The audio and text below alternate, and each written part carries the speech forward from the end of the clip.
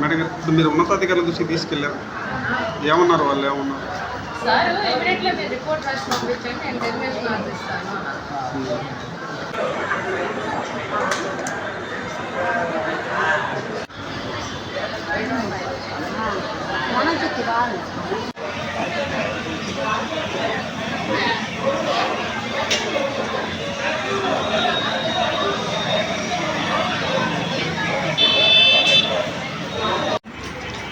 మీరు కంప్లైంట్ కూడా వచ్చారు స్టేషన్ దగ్గర వచ్చారు.